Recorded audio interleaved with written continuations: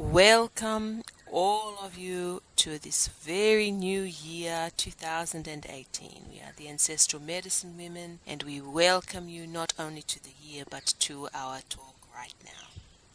Thank you for those that have tuned in to listen.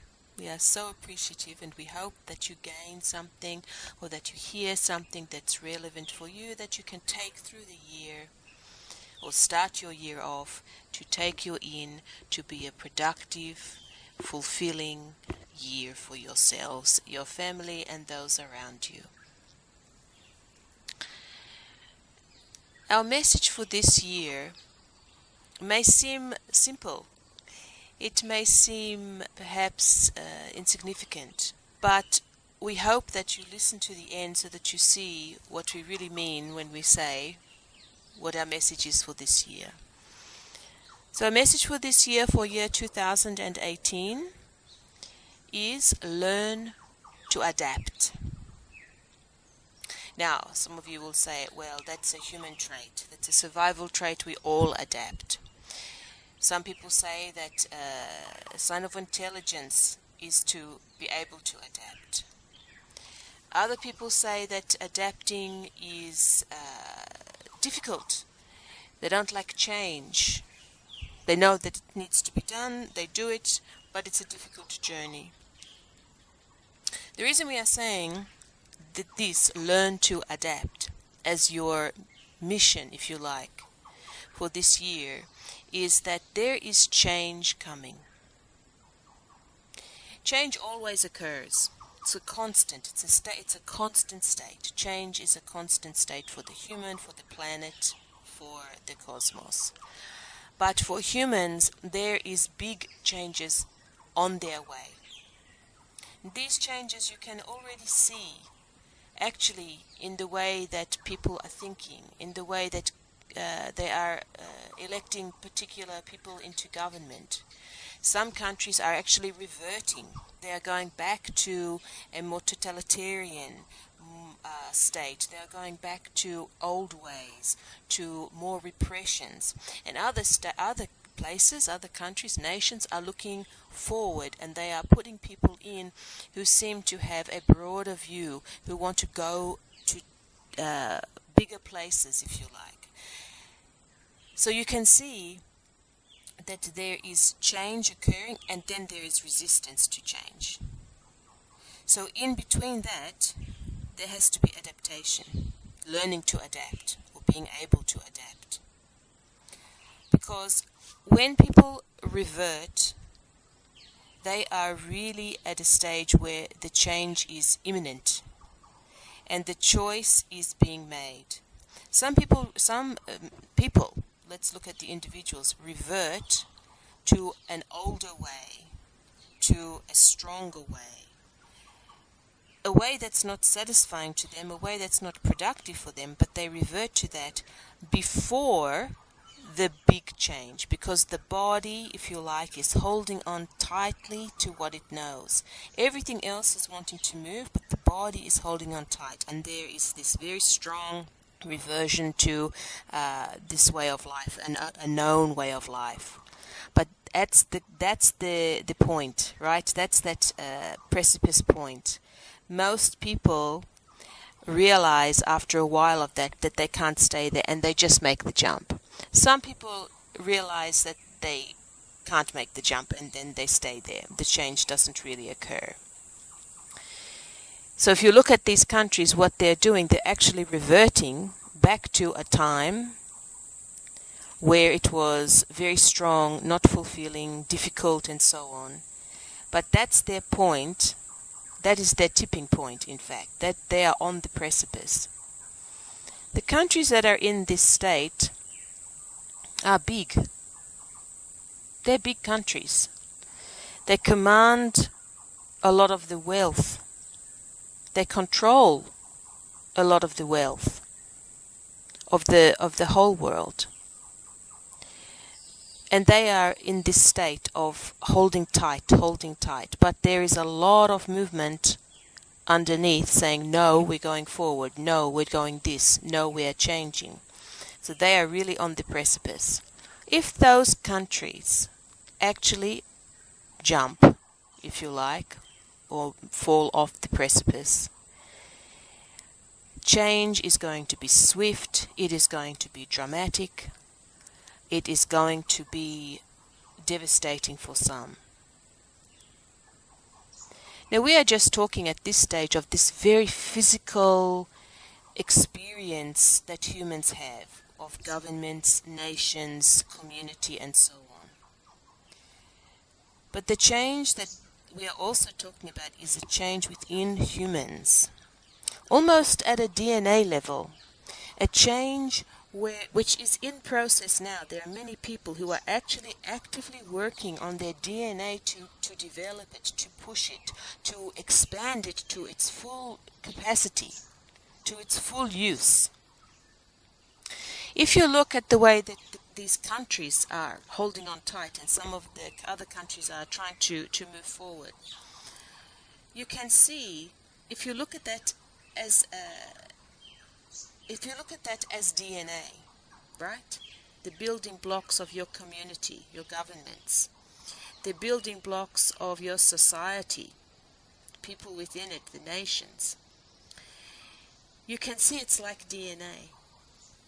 So even though that's a very physical, and we mean material, aspect of human life, if you look further, that's affecting, or not just that, but the change in the DNA, this active movement that people are making to move, to develop, to become more than they currently are, more human, or a more developed human, if you like. That is changing at a much deeper level than just the governments changing or the governments developing. This is a change on a very delicate but hugely impacting and profound level for humans. And that is going to have repercussions all throughout the cosmos, if you like, all throughout the universal energy. It's like putting a stone in the middle of the pond and you see the ripples. The ripples are small to begin with, but they are quick, and then they are further apart and slower, but it comes out. Sometimes it even comes back in slightly as it rebounds off the side and it comes back in. And this is the sort of thing that's happening. The people that will survive it, the people that will lead it, the people that will be able to make the leap will be the ones that can adapt effectively. What do we mean by effectively? We mean quickly. They can adapt quickly. They are ready to move at a moment's notice. They are fit in their mind, they are fit in their body, they have skills that they have taught themselves that are not just survival skills of being able to grow food and build a house, but skills, emotional skills, mental skills, where they have this ability to move quickly, to change. It's like you are running down a path and all of a sudden that path splits and the path you were on disappears. And you have literally one step to change, but your momentum is going forward. So even if you make that one step change to the right, you may still fall because your momentum is going that way. You have to be able to, in that step, as you are taking it forward, move the whole entire being over here to the right or the left, whichever way the path goes. So we are talking about the ability to think quickly, to look at your emotions and see how they are working effectively for you in that situation. Look at your physical body and, of course, the spiritual self that you have, that you are. How is that going to help you? How is that going to help with the adapting, the quickness to adapt? So when we are talking about being quick to adapt, we are talking about it on so many levels. We are talking about it, as we said, on this very physical level, which is being fit, if you like, being able to have skills, physical skills that will help you. Also on that emotional level, where you know your emotions. You know how you react. You know how you can control them, the ones that you can control and the ones that you can't control. You know yourself so well emotionally that you are actually developing in that area to become emotionally mature. Emotionally, not necessarily in control, which means that if you are angry, you're controlling your anger so that you don't express it. No, completely the opposite. That you know that you're angry. But instead of lashing out and being reactive, you channel that anger into a discourse perhaps, or into an action that is productive, not just for you, but for those around you.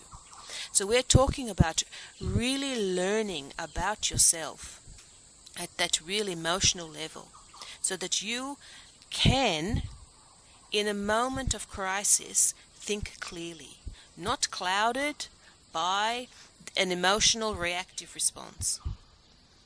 And of course in the mind needs to be able to think quick. It needs to be able, and when we say think quick, it's not necessarily that you are super intelligent and smart and you can come up with things. No, what we're talking about is actually, or probably aligned with the emotional intelligence. If you have a strong, quick mind, then, and you are able to understand and know your emotions, those two things will work together and they will complement each other. So what we're talking about is, instead of dulling the mind by looking at the Facebook, by watching movies, by engaging in these long television series where you watch the one after the other after the other, instead of these sorts of consumerism, going to the shop and just buying it because it happens to be so cheap, wandering around, this type of thing. Instead of doing that, actually look at the way you're living and start to say, okay, I'm living like this. How is that helping me? How is that making my life productive? And you might find that actually you need to learn a new skill. You might find that you can learn it by reading a book, or you have to go and do a course, or you might find that being peaceful is meditating, or going to the beach, or going for a swim. So instead of doing the things that are quite common now, which is to sit and watch something, and that's how people engage with each other, it's actually, those things are dulling the mind. They're not expanding the mind, they're dulling the mind, because they're only using certain parts of the mind. All the time, they use those certain parts, but that's all that they use. You need to start using more of your brain. Developing more of your brain, allowing connections to grow and to develop in more of your brain, not just developing one part, because if a situation occurs where it's totally different to that part of the brain that has been developed, those connections that have been developed, you will not be able to adapt, because you will not have, the brain will not be wired in that way. So you have to start really looking at the way you live and how you can develop yourself within the world that you live in, but to make yourself stronger in the adaptability stakes, because it's going to become extremely important.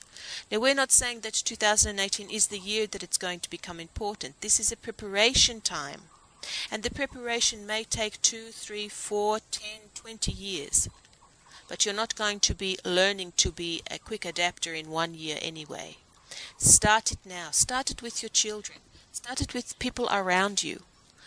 Train people around you, especially your children, because they're the ones that are really going to need it. Train them to be using their mind, to be using their brain in different ways, to be looking at their emotions when they have a reaction, when they respond to something. Don't get angry with them. Don't shout at them. Actually, let the situation simmer down and then discuss the reaction and the emotion that brought up in them. Humans are not very good at talking about their emotions. They like to express them, they love to express them, but they don't really like to talk about them, why they express them in that way. So learning to adapt is a huge, huge project.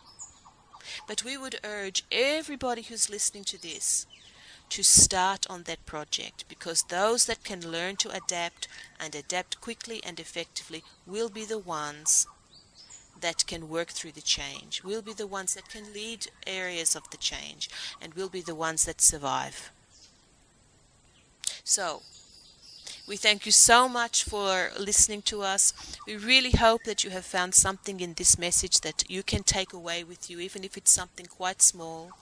We wish you all the very best for this coming year, and we thank you all who have listened to us previously, who will listen to us again. We thank you for honoring us in this way. Many blessings to you all. Thank you.